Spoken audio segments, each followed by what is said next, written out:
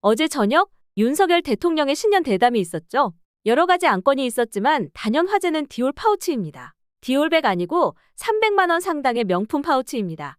외신에서도 주목한 만큼 신년 대담인 만큼 또 총선을 앞둔 만큼 해명에 관심이 주목된 상황이었는데요. 사과 그리고 자세한 설명은 없었습니다. 그럼 도대체 왜 신년부터 명품 회사의 이름을 들어야 하는 것인지 좀 알아보죠. 어제 7일 저녁 10시에 윤석열 대통령의 KBS 신년대담이 있었는데요. 김건희 여사의 디올백 스캔들에 대해서 처음으로 언급하고 저출산, 대북 정책 등 중요한 사회의 핵심 현안에 대해서 입장을 밝혔습니다. 2024년 새해를 맞이하면서 신년 기자회견을 진행할지 추측이 있었는데 지난해 조선일보와의 신년대담을 했듯이 올해는 KBS와의 대담 형식으로 진행되었습니다.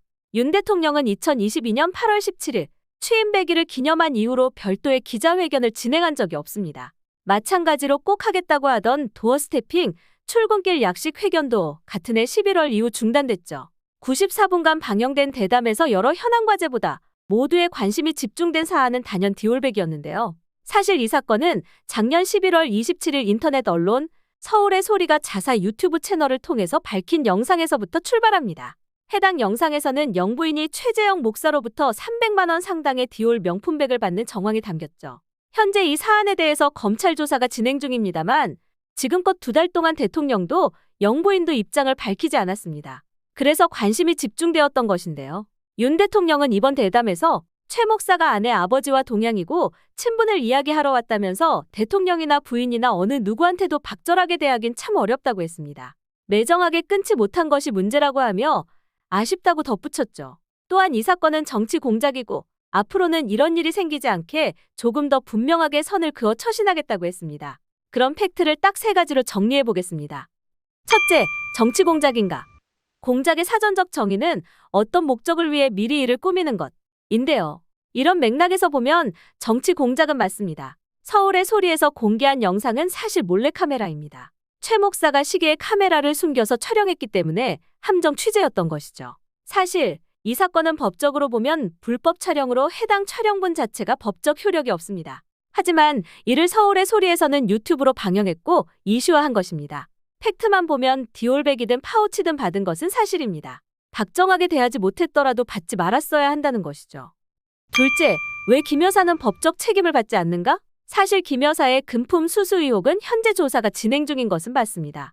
하지만 소위 김영란법으로 불리는 청탁금지법 등에 의해 처벌받을 가능성은 매우 낮은데요.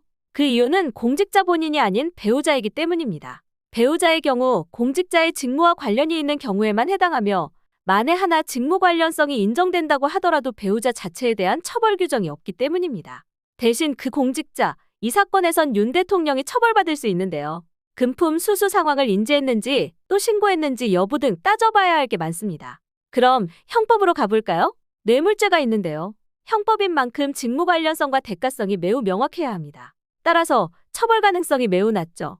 반대로 최 목사가 함정 취재를 했기 때문에 실정법을 위반해서 처벌받을 수 있죠. 셋째, 그렇다면 그래도 입장은 밝혀야 하는 것 아니냐? 최근 국내의 한 여론조사에 따르면 국민 10명 중 7명이 디올백 스캔들에 관한 대통령의 입장 표명이 있어야 한다고 했는데요. 사실 맞습니다. 법적으로 문제를 따질 수 없다면 한 나라를 대표하는 대통령으로서 도덕적으로라도 책임을 져야 합니다. 하지만 김 여사는 두문불출하고 있으며 윤 대통령은 사과와 자세한 설명은 없었습니다.